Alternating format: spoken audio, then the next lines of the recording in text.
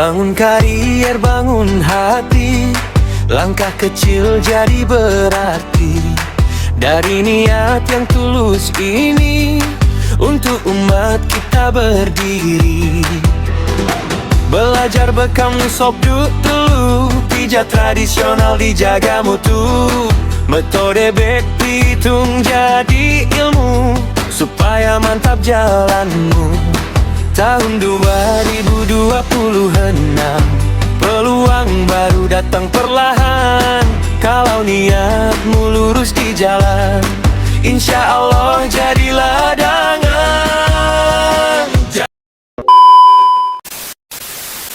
Waalaikumsalam. Alhamdulillahilladzi anzala safinata fi qulubil mu'minin liyazdadu imanan ma'a imanihim. Asyhadu an la ilaha illallah wa asyhadu anna Muhammadan rasulullah. Allahumma shalli ala sayyidina Muhammad wa ala alihi wasallam. Bapak sekalian, dan hari ini pertama sama-sama kita panjatkan rasa syukur kepada Allah Subhanahu wa Ta'ala atas segala Tuhan rahmatnya, sehingga kita masih diberikan kesehatan untuk bisa menghadiri acara pelatihan Kamis Trainer 2026 angkatan pertama. Ya, tentunya rasa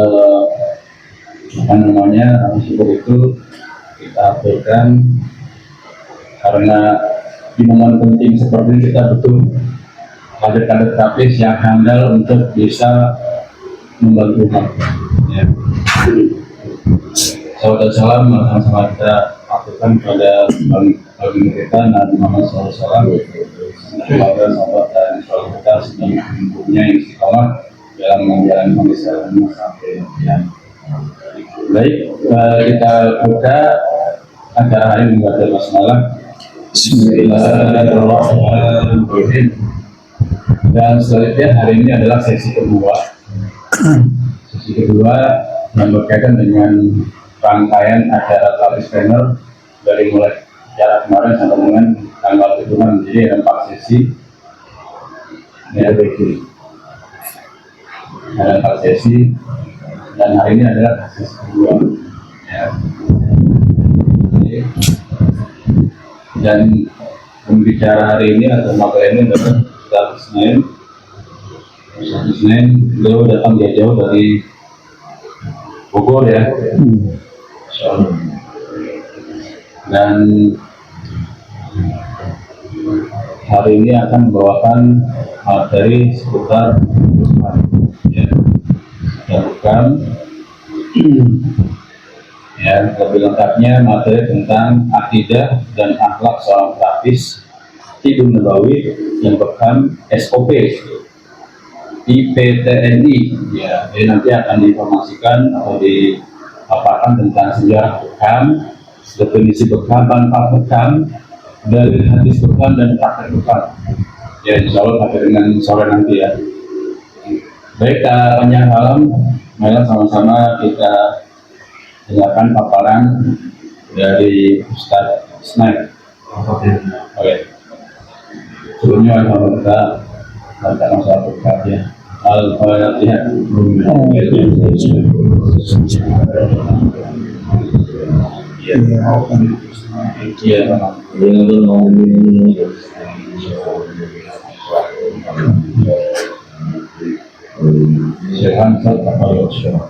Baiklah, bismillahirrahmanirrahim.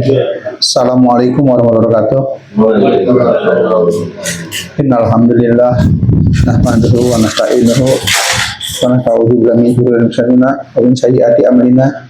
May yahdihillahu wa may yudlil fala hadiyalah. Asyhadu an la ilaha illallah wa asyhadu anna Muhammadan abduhu wa rasuluh.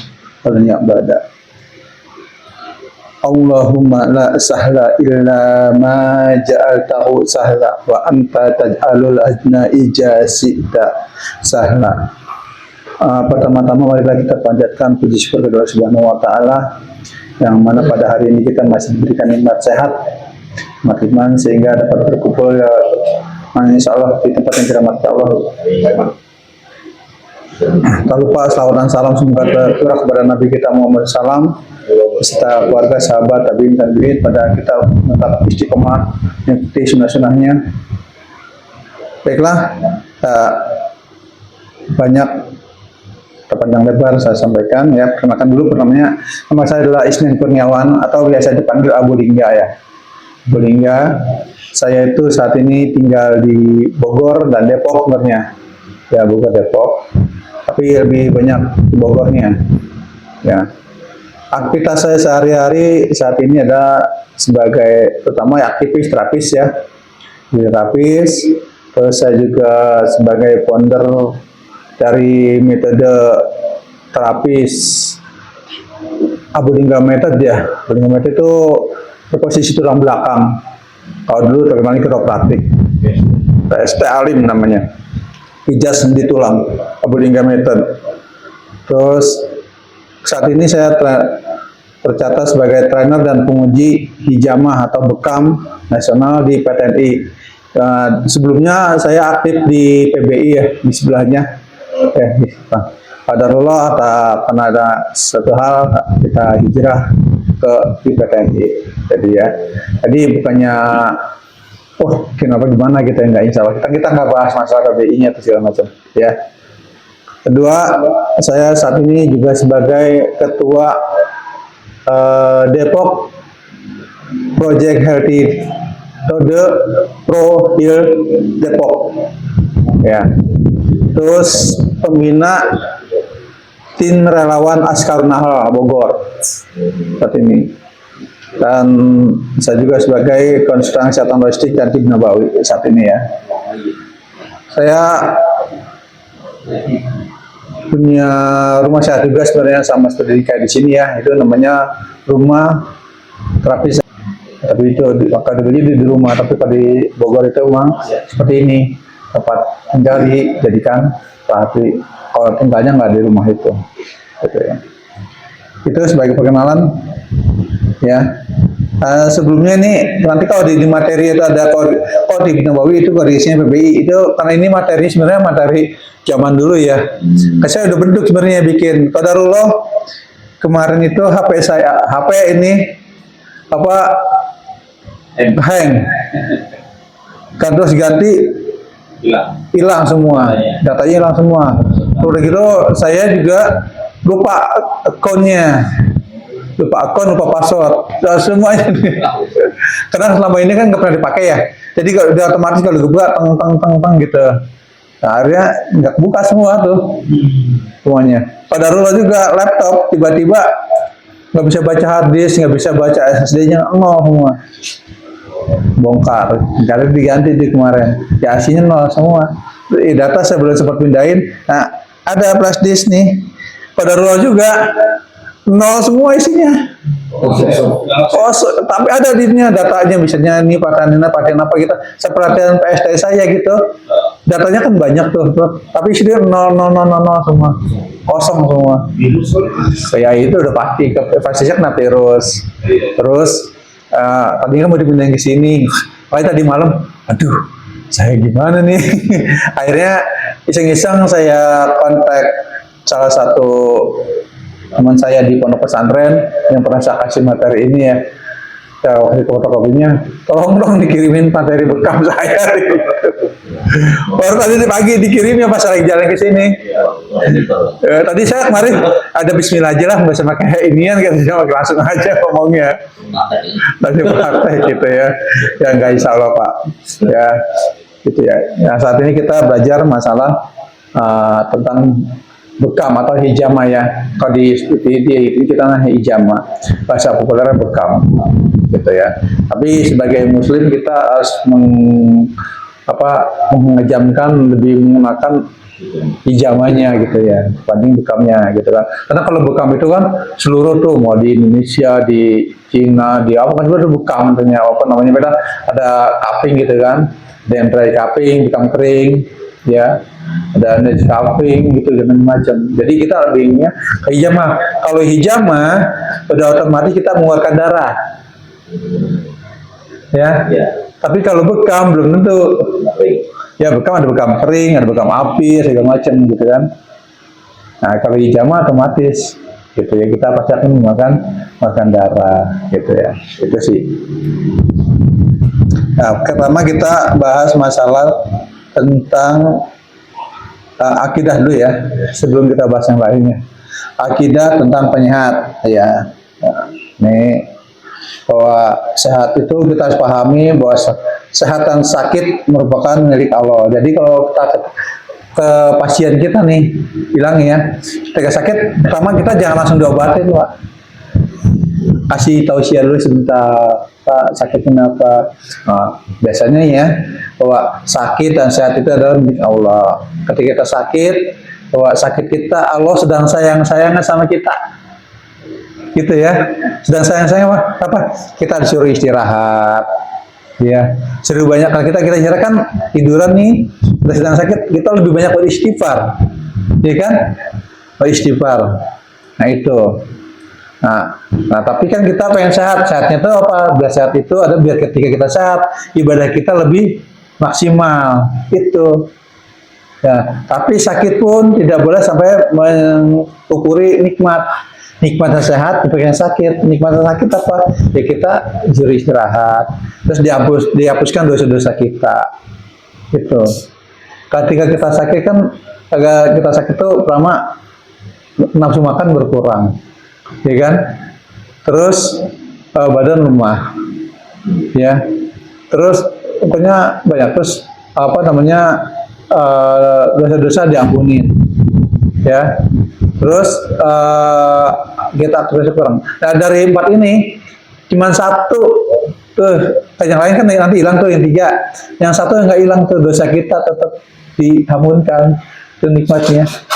Bisa sembuh, kita bisa sembuh, ya kan? Bisa makan anak lagi, ya. Terus ya dosa kita tetap diampunkan, dihapuskan yang sudah dihapuskan. Asal kita nggak berbuat dosa lagi, kan gitu ya. Gitu. Itu namanya ketika sehat dan sakit itu hanya milik Allah. Ya. Ketika kita sehat, kita harus mengoptimalkan ibadah kita. Itu intinya. Ya. Nah, ketika kita sakit, ya sakitnya seorang muslim adalah ujian dan harus menyadari bahwa Allah telah mengingatkan betapa berharganya sehat itu nikmatnya.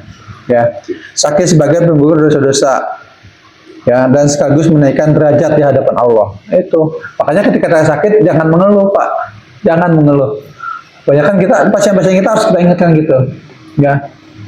Nah, cuma ingatnya jangan frontal, gitu ya. Ketika kalau saya biasanya kalau misalnya saya dengan pasien itu, Pak, maaf kalau dia lebih tua dari saya, ya, maaf ya Pak, ini mah kalau apalagi usianya beda 20 tahun sama saya atau 15 tahun, ini maaf Pak, sebagai rasa sayang anak kepada orang tua, bilangnya gitu, ngomong pelan-pelan, ya, biar pengen bapaknya tuh sehat, bapaknya begini, bisa nggak Pak, kebiasaan buruk Bapak dihilangkan, gitu, tujuannya Pak Bapak sehat terus. Gitu. Terus Bapak ibadahnya bisa nggak ditingkati gitu. Nah, terus ketika tobat, kita suruh tobat kan, udah banyak istighfar gitu kan.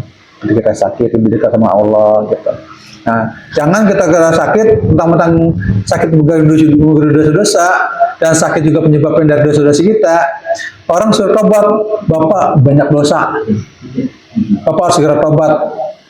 Itu Pak, pasien kita gitu kan, mereka udah nggak anak dulu, kita udah EP duluan. Apa? Pernah ngalamin saya. Jadi satu orang pasien itu saya datang, sebelumnya dia terapi dulu sama teman saya, Sakno, kan itu dia terapis senior lah, ya senior, berlari gue banyak. Terus pas saya datang, Pak, saya sakit gini. Dia cerita tuh sama saya, lu saya juga kenapa gini, sama siapa gitu. Tapi nggak menyebutin namanya, tapi dia bilang orang sana gitu kan. Wah, saya tahu si A nih waktu gitu kan. Kenapa? Saya nggak mau diterapi sama dia lagi, kenapa? Saya dikata banyak dosa, ada gitu. Dan baru pulang dari rumah sakit, ya Allah kata saya. Oh iya Pak, itu jadi pelajaran buat kita Pak. Ya, itu ketika kita sakit. Nah, di Tibun Nabawi ya, Tibun Nabawi bersandar pada kuatnya kepada akidah Islamiyah yang menyatakan bahwa kesembuhan sepenuhnya terletak di tangan Allah, ya. Dan apabila aku sakit, dialah yang menyembuhkan aku. Ya, di surah Asy-Syu'ara ya, ayat ke-80. Nah, jadi sebagai terapis, kita jangan pernah mengklaim bahwa oh si A sembuh gara-gara saya, si A sembuh karena berobat sama saya. Nggak begitu, jangan. Nah, alhamdulillah si A sakit sekian lama, diterapi kemana-mana, berobat kemana-mana, gitu. Alhamdulillah, tapi nggak sembuh-sembuh. Alhamdulillah atas izin Allah nih, gitu ya. Atas izin Allah berikan kesembuhan melalui terapi yang kami lakukan itu. Tapi atas izin Allah, bukannya atas ilmu kita, bukan. Gitu. Nah, ini kebiasaannya kita kena terapi, kita pengennya terkenal gitu ya, pengennya gitu, bilang, oh dia sakit tuh, sembuh gara-gara saya terapi. Nah, itu nggak boleh ya, karena sembuh itu hanya milik Allah. Nah, sakit pun akan beda-beda. Sakitnya sama, tapi sembuhnya beda-beda. Ada yang sembuh, ada yang sakit tapi langsung sembuh, ada yang berpuluh-puluh terapi baru sembuh. Bahkan ada yang nggak sembuh-sembuh, kita terapi udah lama pun ada. Gitu. Nah, makanya itu nih kita nggak boleh sombong, nggak boleh takabur. Wah, tetap aja kesembuhan adalah milik Allah. Itu ke situ intinya. Ya, di manapun sama. Gitu. Dan kita juga bilang ke pasien kita, jangan sampai sakitnya karena kita atau keluar dari Islam atau syirik tanpa sadar. Itu sering kita lakukan. Ketika kita meyakini bahwa kita sembuh oleh satu obat, misalnya gini, kita sakit kepala, terus kita bilang saya sakit kepala sembuh tuh dengan minum bodrek. Nah, itu nggak boleh. Saya sakit kepala, alhamdulillah setelah minum bodrek atas izin Allah sembuh, sakit kepalanya hilang.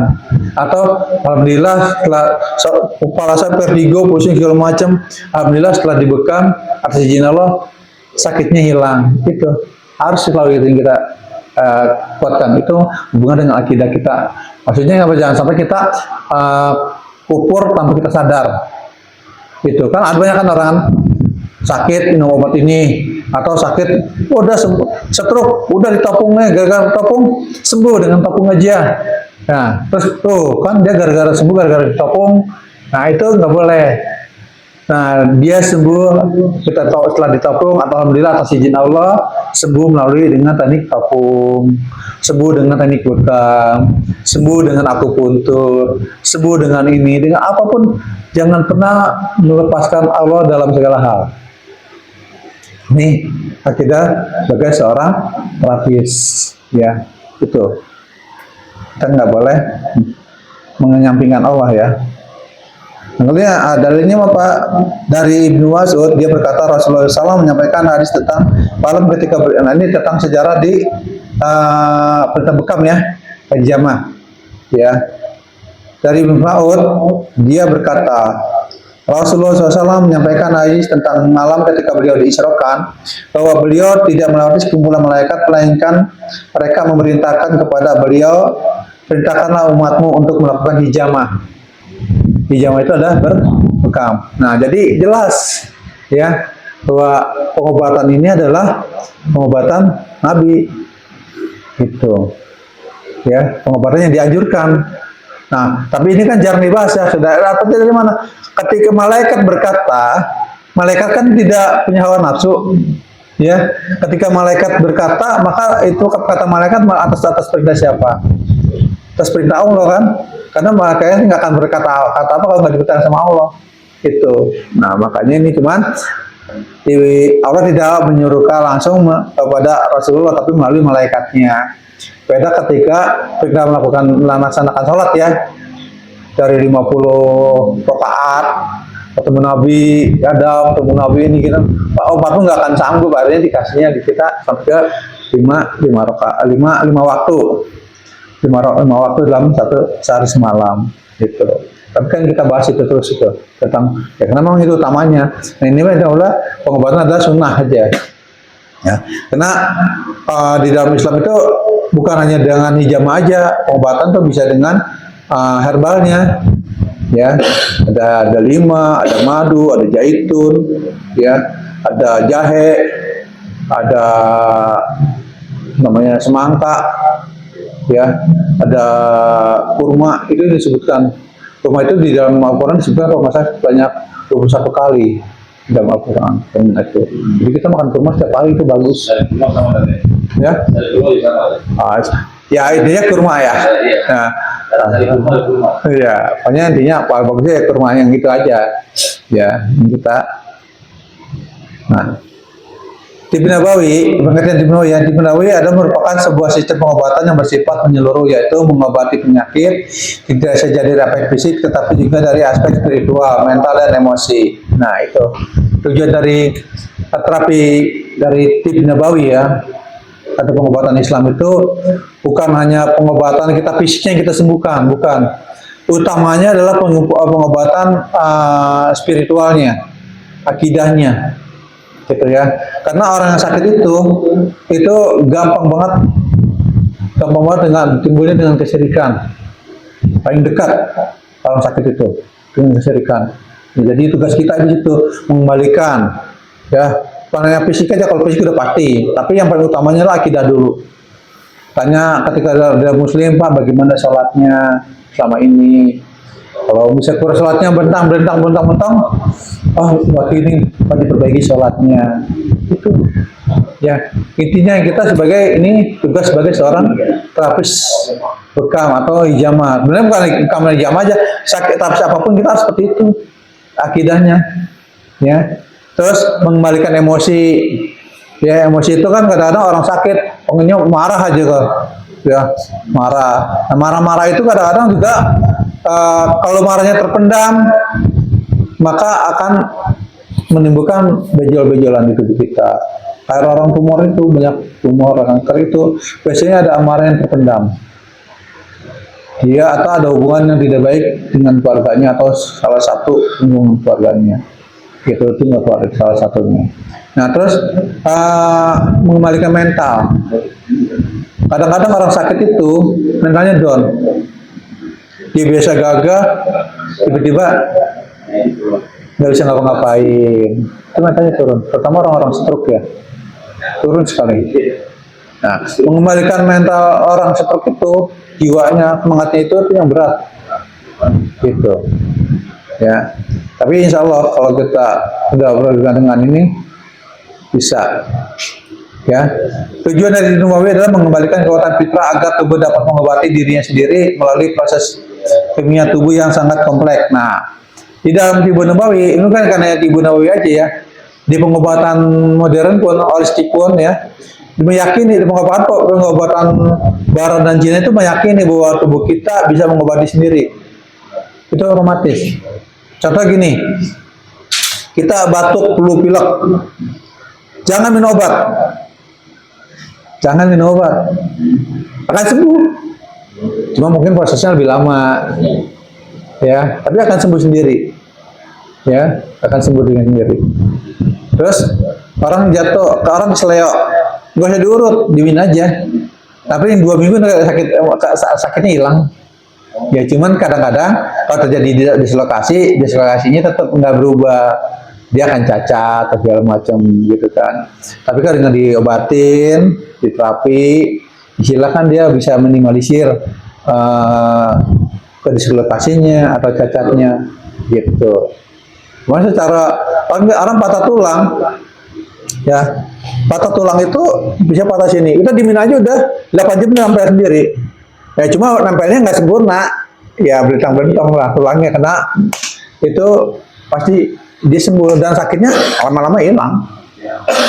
Tapi kan kita harus biar kenapa dibawa ke ini, biar sempurna, dia lurus lagi, dibetulin, terus nempel lagi gitu. Ya, jadi tubuh kita bisa menyembuhkan diri ya. Karena di tubuh kita pun ada proses kimia. Proses dalam kimia itu dalam tubuh kita ada, ya. Air, kita makanan kita minum berubah jadi asam, jadi basa, gitu kan, jadi segala macam. Itu kan keluar, proses kimia juga namanya, ya. Tapi bukan yang kimia yang sintetis, itu kimia yang alami, ya. Terus kekuatan fitrah. Nanti saya singkat-singkat aja ya, biar cepat bisa praktek, soalnya sehari doang. Kekuatan fitrah alami, ya daya tahan tubuh, ya berfungsi menghalau masuknya berbagai penyakit. Ya setelah kita melakukan pengobatan dengan tib nabawi. Cara pengobatan yaitu dengan ilahiyah, ya dengan Allah, dengan mauli. Cara pengobatan tib nabawi adalah dengan ilahiyah dan asafi, ya, yaitu pengobatan dengan herbal dan bekamnya, ya. Sembuh bisa dengan obatnya, bisa dengan alam salamnya itu dengan madu, dengan herbal atau An-Nahl ayat 69 prinsip dari prinsip Tib Nabawinya, ya. Meyakini bahwa kesembuhan adalah sebagai, bahwa Al-Quran adalah sebagai asyifa, ya. Jadi kita ketika sakit, gampang aja sebenarnya sakit itu, ya. Kalau kita meyakini bahwa sakit dengan baca Al-Fatihah bisa sembuh, ya. Cuman keyakinan kita terhadap bacaan kita sejauh apa gitu kan. Beda ketika dengan Abu Bakar dan Ali, ya. Ali itu juga bacain Al-Fatihah sakit, bacaan Al-Fatihah karena dia sakit dengan keimanan yang kuat, keyakinan kuat, dia baca Al-Fatihah sembuh gitu. Ya, iya beda. Ya kita harus berkali-kali, tapi kita harus yakin bahwa Al-Quran adalah asyifa, ya, pengobatan. Makanya ketika kita sakit, lebih banyak-banyak kita baca Al-Quran, gitu kan. Nah, ini ibroh ya. Saya pernah menangani itu, pasien itu stroke sampai 3 kali. 3 kali jatuh, stroke. Pertama berobat dokter, sama dokter gitu. Dan terakhir udah habis semuanya. Dan tanya, Pak, sama ini ibadahnya bagaimana? Gini. Bisa ditingkatkan nggak Pak ibadahnya? Tingkatin, alhamdulillah. Berapa lama? Tapi dia harusnya setelah udah berselesai ya. Dia dibekam aja, dibekam kita pijit, gitu aja. Nah terus kasih herbalnya apa? Kepegagan, dan itu kali sambil, kan kayak gitu kan, nggak salah syaratnya. Nah tapi dia memang nggak minum obat, setelah itu dia hampir nggak minum obat sintetis, hampir nggak minum itu, ya. Nah cuma dia lebih banyak tapi ibrohnya apa? Ibrohnya dengan dia sakit stroke terakhir itu, dia jadi hafiz Quran. Subhanallah. Beliau satu guru di daerah Bojonggede. Qadarullah, setelah 3 bulan mengajar, dipanggil sama Allah. Tapi itu kan udah subhanallah ya, udah sehat, udah balik ngajar gitu kan, subhanallah.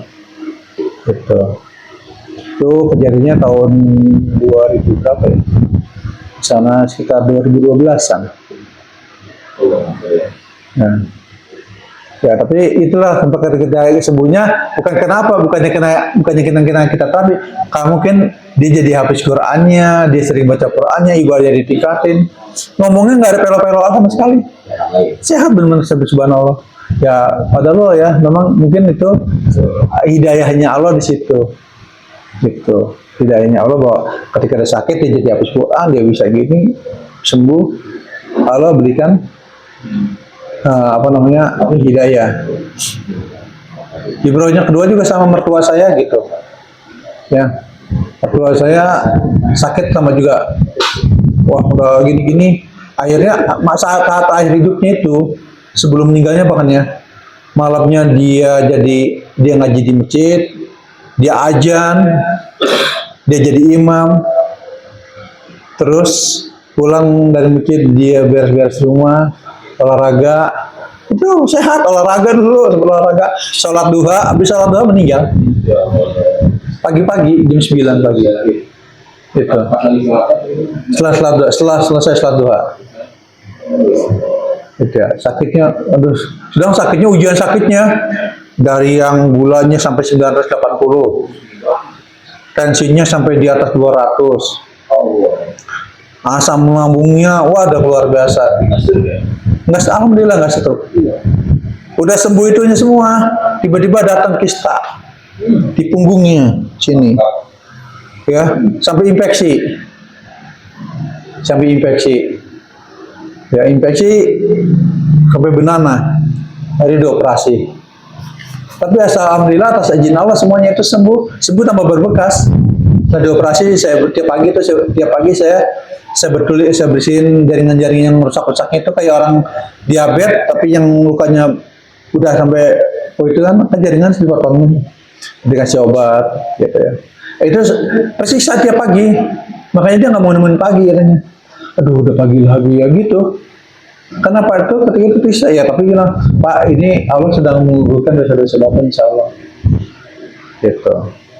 Sisa seperti itu. Nah di ibroh tuh, nah kita sebagai terapis kita harus ngambil ibroh-ibrohnya ke situ. Oh kita sakit ke sini, oh begini. Jadi jangan meyakinkan bahwa kesembuhan itu kita yang menyebabkan dia sembuh, tapi Allah menyembuhkan pasien kita. Ya itu sih. Ya. Makanya intinya ketika orang sakit udah parah, udah bagaimana, suruh banyak sedekah dan doa dan tawakal. Ya sudah sedekah, berdoa sudah, ya udah tinggal tawakalnya menyerahkan sendiri semuanya kepada Allah gitu ya. Saya juga pernah nemuin pasien itu sekarang masih hidup di Depok itu, ibu-ibu usianya 76 tahun, sama dokter diponis sudah nggak bisa sembuh, tiduran aja karena suruh operasi pun dokternya ngaran, ibu nggak usah dioperasi percuma. Kenapa? Usia sudah 76 tahun. Pasti proses penyembuhannya lama. Kan dagingnya udah nggak otot-ototnya, sasanya udah nggak seperti kita yang masih muda-muda gitu kan. Cepet gitu kan. Udah pasrah aja. Tapi alhamdulillah atas izin Allah tuh diterapi saya. Dari 3 hari sekali terapinya, seminggu sekali. Naik tuh. Terus 2 minggu sekali, 3 minggu sekali, sebulan sekali, 2 bulan sekali, sampai terakhir 3 bulan sekali, cuma sekali-kalinya 3 bulan. Sekarang udah normal alhamdulillah gitu. Tapi bilang Bu sedekah, alhamdulillah Bu sedekah ibu, banyak sedekah ya. Ternyata dia memang tidak bersedekah. Dia menyantuni beberapa orang yatim dan duafa di situ. Itu ibrahnya ke situ. Alhamdulillah semuanya atas izin Allah gitu. Jadi kita maaf Bu, alhamdulillah Bu atas izin Allah ibu bisa sembuh. Jadi ya senang keluarga senang karena tadinya udah putus asa kan, ibunya nggak bisa sembuh lagi. Padahal jadi kita nggak bisa memvonis ketika sakit. Nah sebagai terapis juga satu kita ingatkan, jangan pernah milih-milih pasien. Karena saya punya teman terapis juga senior, dia nggak mau untuk pasiennya sakitnya berat-berat, nggak mau. Pokoknya datang ke dia tuh pasien pegal-pegal, sakitnya sakit biasa gitu.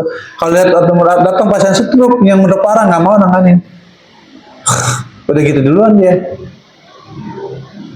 Itu nggak boleh kita. Pokoknya apapun kalau kita lakukanlah terapi sesuai kemampuan kita.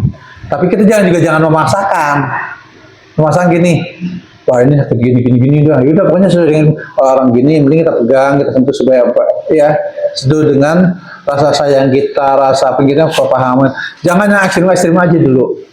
Kalau gini-gini, kayak saya juga sama. Saya orang yang misalkan biasa ngakak ya, petak orang itu. Saya yang usia 80 aja kemarin baru tangan 81 tahun. Kayak saraf kejepit atau pengapuran. Itu kan nggak bisa diketak-ketak. Ada kata bisa patah tulangnya, tapi ada tekniknya. Gitu. Dia tadi nggak bisa duduk sila begini sakit lututnya. Dari orang Garut dibawa ke Depok sama anaknya. Saya alhamdulillah atas izin Allah diterapi langsung bisa ini. Dikerak tapi keraknya bukan buruk gitu enggak. Pak, ini Bapak udah tua ya Pak, gitu saya bilang. Apa tulangnya Bapak beda sama tulang kita yang masih muda. Nah, kalau kita sih mau ditarik mau diapa juga masih bodo amat gitu kan, istilahnya nggak akan terjadi cedera lah gitu ya. Cedera paling pegal doang, jadi ototnya ketarik gitu doang kan, jadi gampang rilis. Tapi kalau usia segitu di atas 70 rawan patah gitu ya. Tapi insya Allah kalau kita dengan teknik yang paham ini insya Allah sembuh, yakin aja bahwa ada yang menyembuhkan bukan kita, ya Allah yang menyembuhkan gitu ya. Jadi jangan pernah ragu ketika datang pasien, apapun sakitnya tanganin aja ya, lakukan sesuai dengan keilmuan kita ya. Kita jangan tapi nggak boleh sosok juga kita belum tahu ilmunya, kita main praktek aja gitu. Tapi lakukan ya kita bisa topung, ya ada kita topung aja dulu lah, yang aman gitu kan. Paling aman topung kan, topung aman, akupuntur aman, ya. Kalau bekam juga aman, cuman kadang-kadang kalau kelewatan pengambilan darahnya terlalu banyak nggak aman juga gitu kan. Jadi bekam orang stroke itu nggak boleh sekaligus banyak titiknya. Kalau stroke ambil satu-satu. Ya, Ramadan di sini titik mugitnya kepala 1 titik aja udah, ya 1 titik aja. Kalau dia takut tuh paling ambil AKHL sini 1 aja, 1 titik aja itu. Kalau dia nggak kuat, kalau dia kuat, mau tambahin 1 atau 2 titik. Udah gitu aja, jangan banyak-banyak. Nanti berikutnya baru terapi lagi titik yang lain. Boleh bekam setiap 2 hari 3 hari sekali, tapi pada titik yang berbeda. Ya, jangan titiknya sama, datang akhir lagi, besok datang akhir lagi, itu tusuk-tusuk tiap hari, itu nggak boleh. Ya, minimal sebulan sekali titiknya sama, minimal ya, atau 2 minggu sekali boleh. Ya, atau lihat posisi bekas skopnya itu atau bekas tusukan kita masih ada atau enggak, gitu. Ya, itu yang penting kita lakukan. Ya, sekarang kita bahas masalah teori bekam atau hijamah.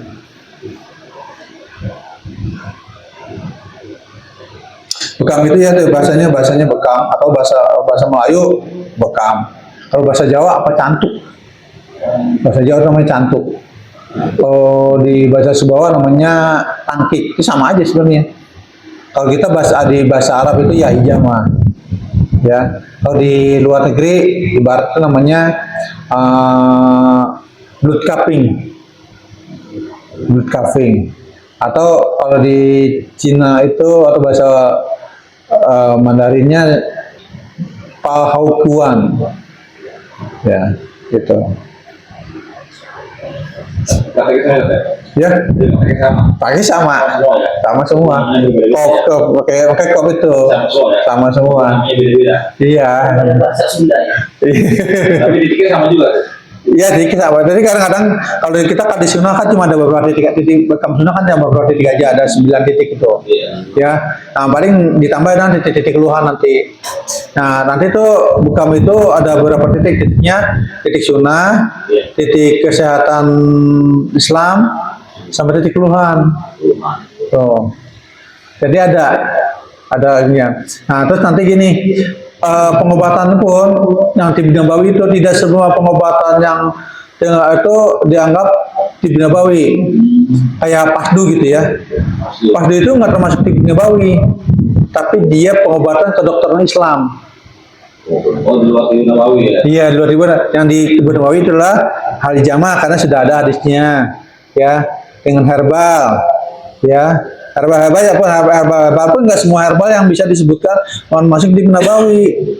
Apa yang di Nabawi apa? Disebutkan dalam Al-Quran dan hadis seperti zaitun, kurma, madu, ya itu disebutkan, ya. Atau biji-bijian itu ada, tuh, ya. Itu namanya yang disebutkan. Nah, itu ada Al-Quran dan hadis. Pas itu di luar karena secara itu nggak ada hadisnya dari semua. Itu pas itu. Jadi selalu gini ya? Enggak semua. Pas itu di mana aja. Lebih dekat ke titikan keluar. Makanya pengaruh itu adalah masuknya ke kedokteran Islam. Gitu. Ya, jadi kita harus membedakan antara mana yang Tib Nabawi, mana pengobatan Islam, gitu kan. Jadi bedanya di situ ya, Pak ya. Nah, itu membedakan di situ. Nah, bekam ini sudah ada pada zaman abad ke-18 mulainya ya. Itu kerajaan Sumeria, Babilonia, Mesir, Sabah, ada. Nah, kapan bekam ini Indonesia? Nah, ini dia. Ya. Tidak ada catatan resmi ya mengenai hal ini. Diduga pengobatan Islam masuk ke Indonesia yaitu melalui para pedagang mujarat ya, yang ketika Islam masuk ke Indonesia ya itu. Tapi masih tidak resminya belum tahun kapan nggak ada sih ya kawan. Cuma memang ketika tahun 90-an itu baru mulai ngetren nih kita ketika teman-teman pada belajar pengobatan HPA. Ya, sama dokter apa sama siapa sama di Malaysia itu. Ya, itu dulu ada.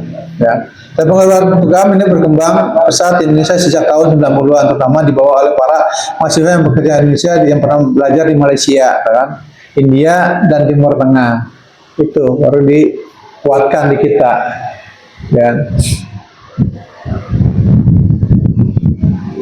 Ini kita nggak bahas ya. Kita bahas langsung aja. Definisi bekam ya. Yang itu nggak usah dibahas.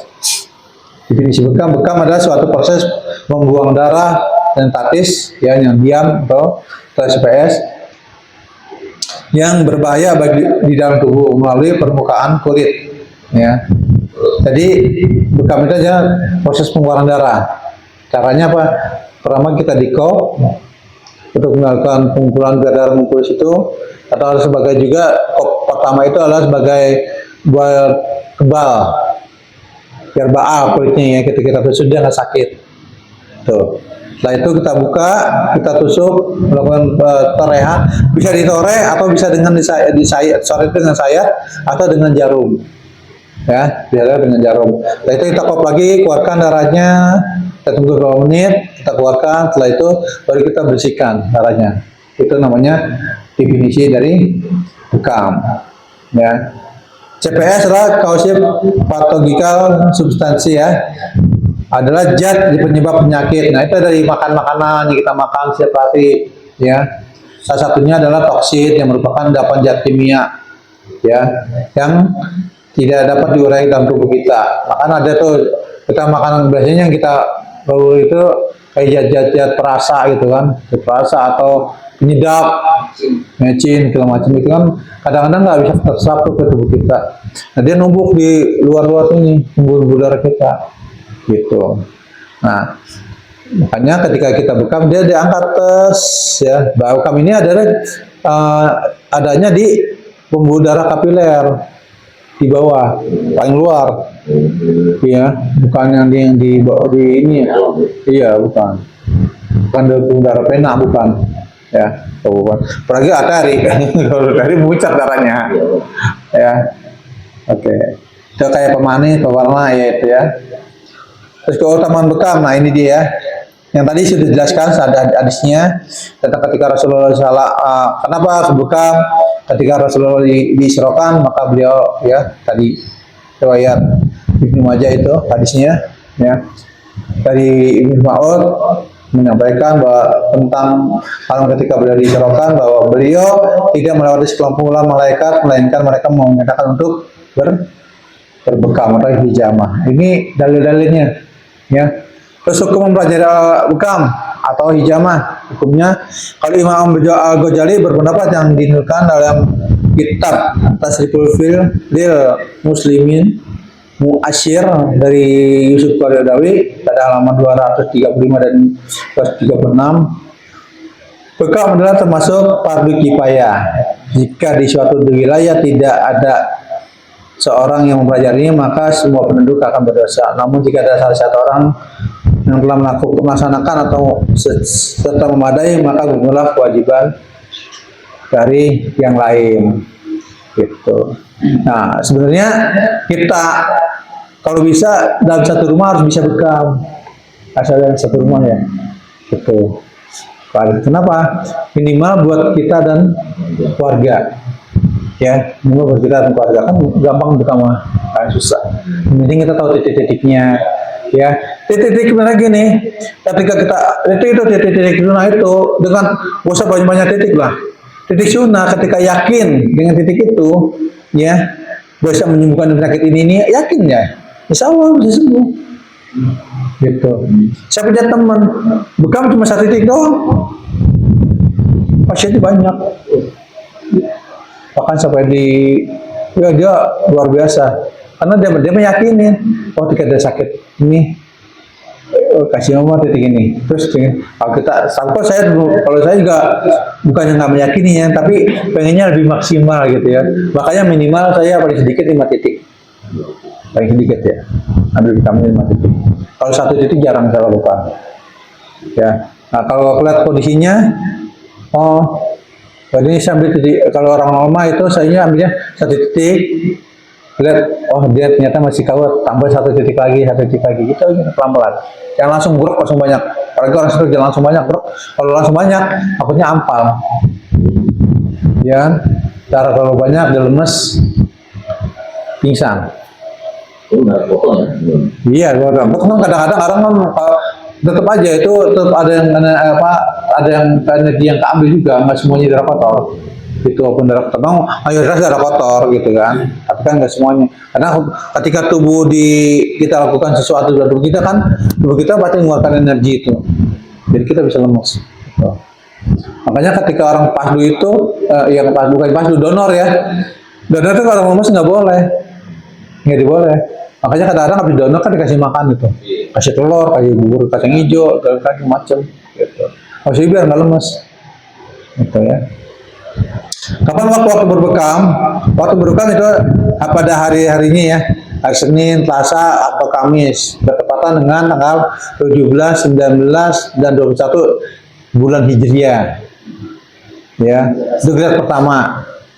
Terus hari keduanya kapan? Ya tanggal 17, 19, 21 pada bulan Hijriah, meskipun tidak hari Senin, Selasa atau Kamis. Gitu ya, nggak ada apa-apa aja. Hari ketiganya kapan? Ya Senin, Selasa atau Kamis, walaupun tidak bertepatan dengan 17, 19, 21. Ya, apa-apa balik boleh setiap hari. Hari keempat ini kapan? Hari Jumat, Sabtu, atau Ahad tiap pekan. Ya. Yang tidak bertepatan dengan tanggal 17, 19, 21 bulan Hijriah. Hari kelimanya apa? Hari Rabu. Karena hari Rabu itu jarang orang berbekam. Kenapa? Sebenarnya tidak ada larangan ya. Tapi ketika Nabi Ayub itu sakit itu kan pas hari Rabu yang tertimpa pecar itu ya. Itu pas hari Rabu, jadi hindarin. Sebenarnya itu sih padanya. Sebenarnya nggak masalah, nggak ada pantangan Rabu nggak boleh buka gitu. Kalau orang sakit masa butuh pelayanan kita nggak terapi gitu ya. Secara itu sih. Nah ini adab sebagai seorang pembekam atau hijamah ya. Niat karena Allah Subhanahu Wa Taala yang mengikuti sunnah Rasulullah SAW. Itu yang pertama. 2, bertawakal hanya kepada Allah ya. Nah itu bertawakalnya pada Allah. Menyerahkan bahwa kesembuhan itu hanya milik Allah. Ikhlas membantu atas dasar persaudaraan, gitu ya. Jadi ketika kita terapi orang tuh bukan orang, dia mau orang susah, orang miskin, agar dia nggak bakal dibayar gitu. Jangan begitu ya. Dulu saya pertama-tama belajar bukam ya, dulu tuh belajar bukam itu saya gratis.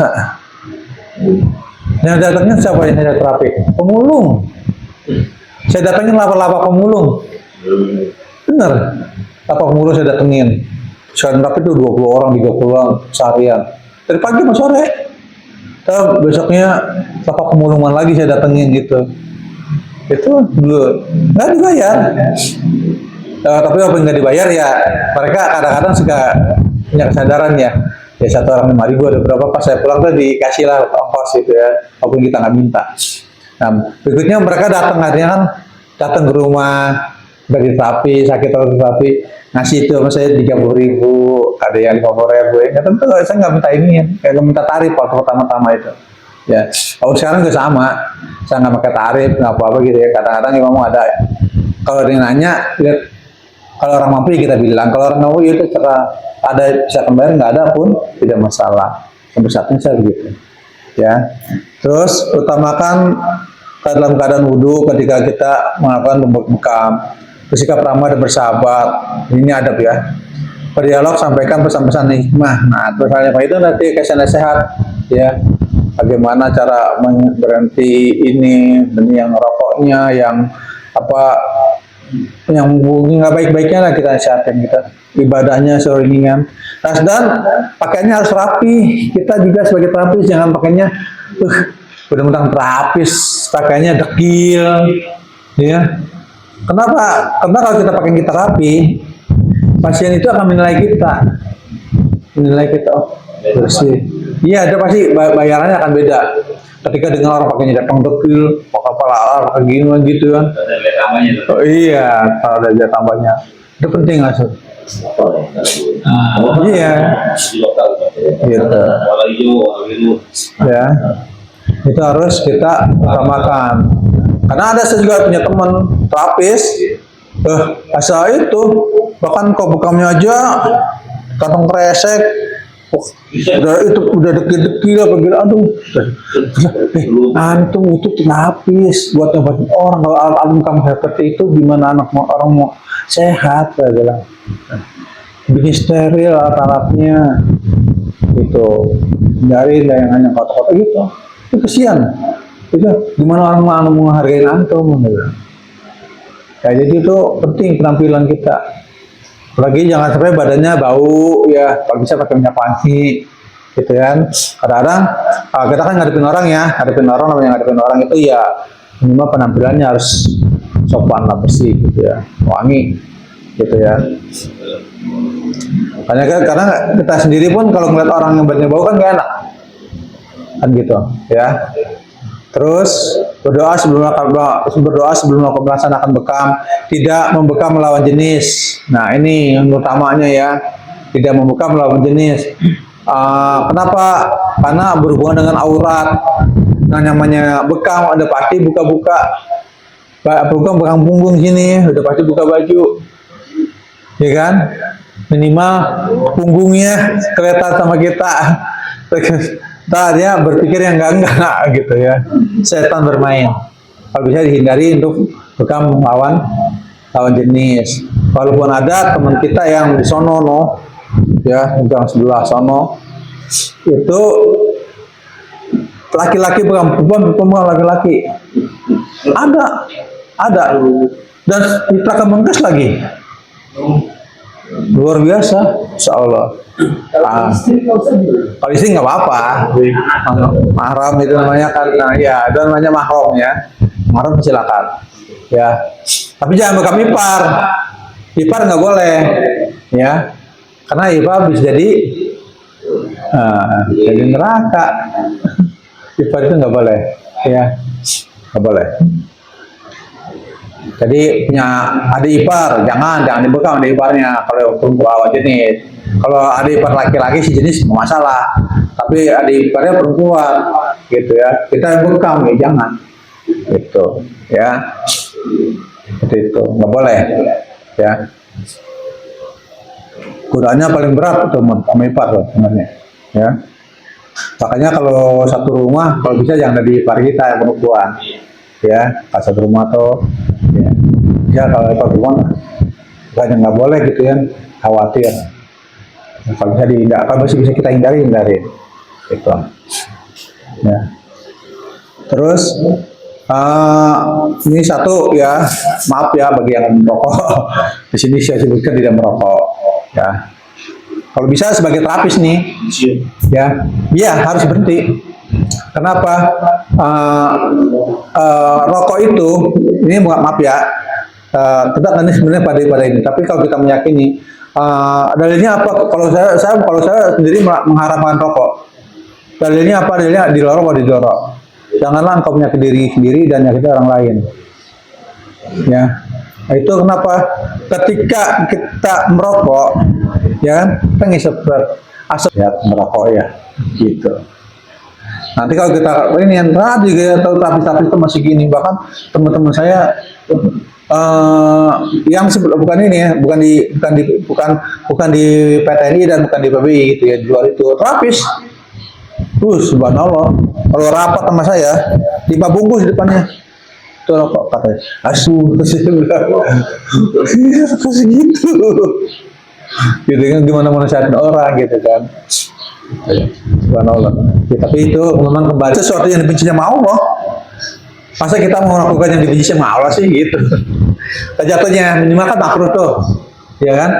Makruh itu kan sama juga dibenci sama Allah. Apa kita setiap hari malah dibenci sama Allah? Kalau gitu minimal bencinya, kalau nggak haram ya. Kalau haram kan jatuhnya kan dosa. Kalau kita tinggalkan itu berpahala, kalau kita lakukan itu berdosa. Tapi kalau makruh enggak, makruh adalah sesuatu yang dipuji oleh Allah.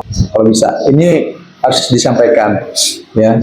Tapi memang kembali lagi kepada pribadi kita masing-masing.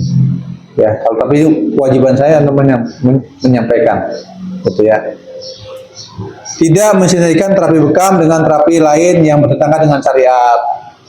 Ya, bekam ini, ya, kita bekam kan pengobatan sunnah. Jangan dicampur dengan pengobatan yang di luar sunnah yang tidak sesuai dengan syariat kita. Biasanya habis dibekam, kita bekam. Oh, ini bekam nih. Terus orang itu disuruh melakukan aktivitas misalnya gitu ya, atau berobat dengan apa yang ilmu syirik lah ya, dengan meyakini bahwa nih habis bekam begini nanti begini ya, nanti bapak harus pakai ini ya, begini gitu, nggak boleh ya. Terakhir kasih ini ya, pokoknya udah kalau untuk bekam kita doa kesembuhan, terus pasiennya kita suruh yang ini suruh lakukan zikir bagi tetangga, harus rutinin setiap hari, gitu kan. Harus kita yang biar dia tidak melanggar syariat, gitu ya. Mendahulukan daya tarik bukan daya tarik. Nah, itu maksudnya ya kita terapi dulu yang maksimal, ya. Jangan bicara masalah tarif dulu, ya. Pokoknya terapi maksimal dulu, ya. Kalau orang udah maksimal, insya Allah akan memberikan yang terbaik buat kita. Ya, terapi yang baik. Makanya kalau saya terapi orang itu bekam, nggak ada orang nggak hanya dibekam aja, kita pijit dulu. Kadang-kadang masa juga direfleksi dulu, atau kadang-kadang saya dikerek-kerek dulu kadang-kadang biar dia puas gitu kan. Walaupun secara bayarannya mungkin nggak sesuai gitu ya, kalau kita hitungnya gitu ya. Tapi saya itu jiwanya pengen ketika selesai tapi dia hasilnya maksimal gitu. Makanya berikanlah perlakuan tapi maksimal gitu.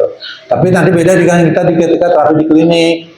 Oke, kelas ada tip apa tarif tertentu ya.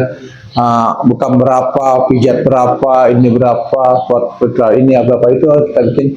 Karena kan kita biasa pertama kali itu kita sewa tempat, gitu apa segala macam itu nggak masalah, gitu ya. Kalau terus utamakan juga dasar asasnya ridho dan ikhlas. Sama sekali terapi gitu ya, datang itu antara 350, 400, tergantung juga ada yang lebih dari itu kadang-kadang ya. Tapi kalau orang nggak mampu, ya gratis. Udah datang jauh-jauh. Pernah saya perjalanan 2 jam dari rumah ke lokasinya. Karena dari keadaan, udah nggak usah bayar. Tapi besoknya Allah ganti tuh. Tapi lagi kita pasien yang lain. Yang kita anggap dapat sekian, ternyata lebih dari itu. Ternyata Allah ganti yang kemarin kan yang kita gratis ya. Itu rata-rata bisa itu. Makanya yakinkan. Nah, gitu. Yang tadi saya bilang kan, saya belajar bekam pertama pemulung saya datengin. Saya gratisin gitu. Benar-benar. Pertama pemulung. Saya datengin gitu. Ya, nggak minta bayaran. Begitu kalau di rapat pemulung kan banyak orang, 30 orang tapi itu bisa bekam-bekamin semua. Tapi karena dicukupnya saya minta tolong sama orang anak situ, tolong bantuin cuciinnya, gini-gini cara cucinya gitu. Biar saya beli nggak bersih nih bekam gitu ya. Nah itu salah satu dari bagian adab-adab buat bekam. Terus menjaga rahasia klien. Ya, misalnya pasien kita nih punya cacat atau apa gitu, itu jangan dijelaskan atau sakit apa-apa, jangan dikasih tahu ke teman-teman kita. Oh, tuh, tapi gini mas saya kan, ternyata di belakang badannya gini, itu nggak boleh. Atau sakit gini, nggak boleh. Aib, ya. Ketika ada pasien kita curhat sama kita, dengarkan saja, terus kalau bisa kita kasih solusinya yang terbaik. Jangan kita kompor-komporin. Pasien curhat sama kita tentang keluarganya, udah Pak cari aja Pak, ini kayak begitu mah gitu, jangan. Terus sabar, ikhlasin, gitu. Ya, gitu. Ya, jangan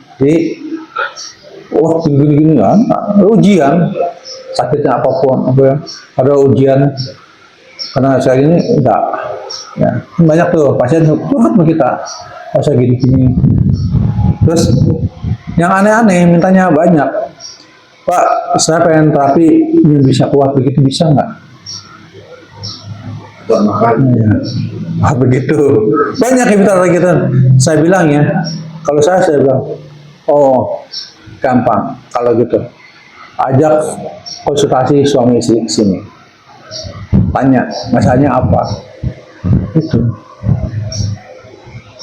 Ketika kan itu mah kuat itu Pak, kalau Bapak pakai minum obat-obatan segala macam, itu bullshit kalau buat saya. Benar. Obat itu kita efek luar biasa nanti. Ya. Atau terapi yang nguatin itu ya, itu nanti bisa lumpuh, nggak bisa bangun. Ini kan alami, benar. Alami apa? Kita yang mengelola tubuh kita, daya pikiran kita, bagaimana? Itu, ya. Cara pola hidup sehat bagaimana, gitu.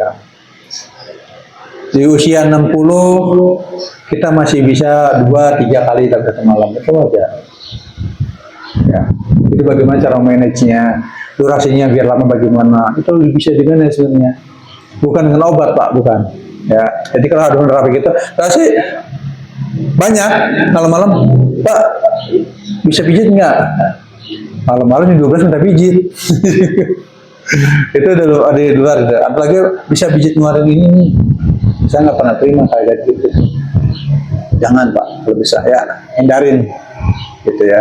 Ya kita terapi sehat, terapi aja. Karena kalau kita ada terapi sehat, otomatis dia akan sehat sendiri. Saya pernah nanganin orang itu, dia nggak cerita bahwa dia selama 2 tahun nggak pernah tidur nyampur sama istrinya, karena nggak bisa bangun. Dia nggak cerita apa-apa, dia terapi, terus betulin tulang belakangnya semua, saya lakukan pijat gini. 2 minggu dia manggil lagi ke saya, baru ngomong, alhamdulillah minta terapi lagi. Saya disuruh sama istri saya, gitu kan dia bilang ya, disuruh sama istri saya. Kenapa? Habis terapi sama bapak, artinya istrinya kewalahan. Yang selama 2 tahun nggak pernah disentuh sama dia. Itu. Ya, tapi kan tujuan kita bukan nyembuhin itunya kan. Kita ada membuat tubuhnya sehat, tubuhnya rileks, peredaran darah yang lancar, gitu. Jadi bukannya tapi uatnya, tetapi itu yang buat kita sehat, buat kuatnya ternyata keadaan tubuh kita, gitu. Ya, itu secara ini aja. Terus memiliki perlengkapan bekam yang memadai, ya. Perlengkapan memadai itu kan menjaga kerapihannya. Nah, perlengkapan itu minimal kita punya kop, ya, punya lensi, lancetnya ada, terus nampan ya, nampan buat itu minimalnya harus ada perlengkapan itu ya. Kain kasa dan tisu harus ada, sarung tangan itu harus ada, ya. Perlengkapan minimal lengkap. Jangan juga bekam alatnya habis dipakai cuma sempat buat bekam orang, nggak boleh, ya. Jadi kita kalau kemarin biasanya kita sekali satu hari 5 orang gitu ya, kita bawa perlengkapan buat 5 orang. Kecuali kita bisa cuci di tempat. Kalau enggak ya kita bawa buat 5 orang. Atau kalau mau diatur dalam satu box ini kan ini ada 19. Mungkin ada berapa satu orang biar bisa 5 orang nih. Berarti 3 pakai 3, nanti saya pindahin 3 titiknya gitu ya, 3 titik. Nah, sisanya itu kotor-kotor dia siapin kayak H2O2 taruh. Kan yang lain masih bisa dipakai buat pasien buktinya, pakai 3 lagi dulu, nggak masalah. Itu ya. Memiliki terus menjaga amalan yang wajib dan sunnah. Nah itu. Jadi namanya praksi istib nabawi, kita kan biasa melakukan namanya pengobatan Islam nih, ya, istib nabawi. Yo minimal salat wajibnya wajib itu jangan pernah ditinggal. Salat wajibnya, usahakan berjamaah. Selalu berjamaah dan tepat waktu, ya. Nah, tambah kita mengusung pengobatan sunnah, tapi ibadah sunnahnya nggak dilakukan, percuma, ya. Ibadah sunnah dijalankan, ya minimal salat sunnah rawatibnya lah, oke ya, minimal salat sunnah rawatibnya kita lakukan, itu sih minimalnya. Semua puasa Senin Kamis. Syukur-syukur bisa ayam mubit atau puasa Daud, ya. Itu ibadah-ibadah sunnah itu insya Allah akan membantu ya pengobatan kita. Terus menjaga kesehatan dengan rutin berbekam dan menjaga pola hidup sehat. Nah itu, nah kita sebagai terapis juga harus jaga kesehatan kita. Terapi orang hanya kita nggak udah diterapi. Begitu sakit, bingung deh. Pas sakit, pasiennya lupa Pak, saya mau dari terapi. Itu mau apa? Saya lagi sakit. Gitu. Saya sendiri itu sakit itu sunatullah. Ya, semua orang akan mengalami sakit. Ya, saya sendiri ketika sedang sakit, ya, itu kan jangan sampai pasien tahu. Kalau di depan Pak, ini bisa terapi nggak? Oh maaf Pak, ini saya nggak bisa terapi. Kapan bisanya? Kita ingin lagi sakit nih. Kira-kira berapa hari ya sembuhnya gitu? Ya, berarti 3 hari insya Allah bisa sembuh lah gitu kan. Ya nanti insya Allah ya 2 hari lagi ya gitu kan. Nah, kita baru ya mudah-mudahan gitu. Nanti kita kalau kita masih lemas atau masih belum bisa, kabarin. Oh maaf, saya belum bisa terapi gini-gini. Gitu. Kita terus terang aja. Tapi saya jarang saya bilang kalau pasien saya sakit. Sampai sih, walaupun saya sakit, saya bilangnya maaf saya nggak bisa terapi hari ini. Gitu. Lagi pengen istirahat. Kalau gitu saya ke rumah dong. Saya itu tapi aduh. Itu kita terus aja. Saya pernah ngalamin sakit itu ya penyembuhan lama enggak puasa lebaran kemarin tuh hari kedua 1 minggu saya nggak bisa bangun. Iya, jalan kamar mandi aja nggak bisa, sendirian di rumah, istri anak semua di Sukabumi. Ya, saya di rumah sendirian. Itu dari rumah ibu saya, paginya saya rumah ibu saya, lebaran, sorenya saya pulang, habis sholat maghrib, bisa tidur, pas sholat subuh saya nggak bisa bangun. Itu, ya, subhanallah, udah dah, pas minta tolong hari cari makan nggak bisa ke GoFood terus tuh, bosen juga GoFood, akhirnya teman tolong dong, kenapa? Isi anak mana? Masih nggak pulang, biar dia lagi liburan. Alhamdulillah sih, tapi yakin ya, ketika saya terapi sendiri, ini sendiri, alhamdulillah sembuh, gitu ya, insya Allah, kasihnya Allah, semuanya. Oke, menentukan titik bekam. Nah ini titik bekamnya. Ada 9 titik bekam ya, titik bekam nabawi dan manfaatnya. 1 mumugit atau mubisa atau musjidah atau nafi'ah. 2 alhama. 3 al-yafuq. 4 aras. 5 aladain. 6 akahil. Ya. 7 ajar. 8 alwarik. 9 jahrul qadam. Di mana letaknya? Mumugit letak di tengah-tengah atas kepala, ya, di tengah-tengah kepala ya. Ini pertemuan letak 2 garis tengah kepala depan, ya, dari depan ke belakang, dan 2 garis lurus antara 2 telinga. Jadi gini caranya. Dari ini nih, telinga nih lurus, tarik ke sini, ya, ke sini sama ke sini. Ini dari sini, dari pada serumnya rambut tarik, ketemu di sini, tengah-tengah. Ini ke sini. Nah ini mumugit, ya. Mumugit. Ini titik utama. Kalau kita biasanya nyebutnya titik 100 penyakit. Kau yakin penyakit apapun bisa sembuh dengan 1 titik ini? Tapi kalau yakin, kotakin dikit. Nah, walaupun ada, kalau saya nggak menganjurkan ya, tidak menyarankan. Ada kan alat kop vakum itu yang tanpa harus dikotakin. Ada kop, ada, ya. Itu kalau saya berpikirnya nggak steril, nggak higienis. Kenapa? Karena di rambut-rambut kita ini banyak kotoran. Kita harus bersihin dulu. Ya banyak kotoran, ada ketombe, ada kutu, ada segala macam, ada debu gitu kan. Itu. Kalaupun nggak pakai alat itu, sebenarnya bisa dengan madu. Madu ditaruh sini, tumpukin nih, terus. Ini madu asli ya, jangan madu yang ini ya. Nah ini bisa nempel kencang. Tanpa vakum kop gitu bisa. Nah, gimana nanti lengket gitu, tetap nggak bersih. Terus setelah di darah juga, kalau ambil kita kan darahnya masih banyak nempel. Tapi kalau kita cukur sedikit sini, bersih insya Allah. Ya, jadi tetap disarankan ini harus dibotakin, ya. Itu sih. Kegunaannya untuk apa? Meningkatkan konsentrasi. Nah, ini urgensia ya. Itu. Jadi biar fokus, terus menguatkan hafalan, gangguan tadi. Anak berkebutuhan khusus ya.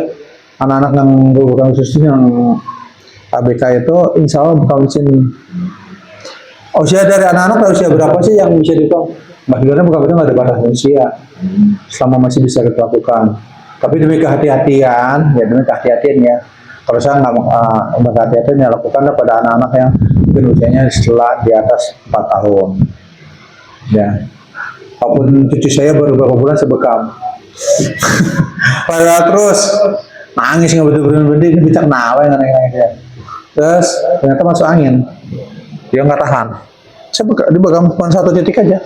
Setelah bekam, udah berhenti nangisnya. Boleh darahnya. Tusuknya nggak banyak, cuma 2 titik, tek gitu doang, 3 tusukan doang. Alhamdulillah, usia 7 bulan nggak salah. Nangis terus, nangis kalau berhenti, udah di macam-macam itu ya. Alhamdulillah atas izin Allah tuh. Udah sini ayah cucu itu. Sini ayah bekam. Oh gini, Kak, pijit pelan-pelan. Pijit pelan-pelan. Masih nangis tuh, pijit pelan-pelan. Terus tarik. Sebentar, nggak lama tarikan juga terlalu kencang. Terus tusuk 3, tek. Bekam lagi. Pada cabut, anteng. Subhanallah. Itu, luar biasa. Ya, jadi nggak ada batasan umur sebenarnya. Tapi kita ya harus kehati-hatian tetap kita lakukan. Nah, nanti ada orang-orang boleh dibekam dan nggak dibekam nanti ada. Ya. Terus untuk stroke ya, nah stroke itu kan saya bilang utamanya nih stroke dibekam di sini, gitu. Ya harus stroke nih bekam. Ya. Kalau manual bekam itu berapa Apanya? Namanya. Kalau pertama itu 5 menit sebelum dikuat darahnya. 5 menit, 3 sampai 5 menit ya. 3 sampai 5 menit. Terus kita keluarkan darahnya, tahan juga 3 sampai 5 menit atau 5 menit lah. Maksimal 5 menit, terus itu kita keluarkan darahnya. Boleh dikop lagi. Tapi tidak boleh dengan penusukan. Ya.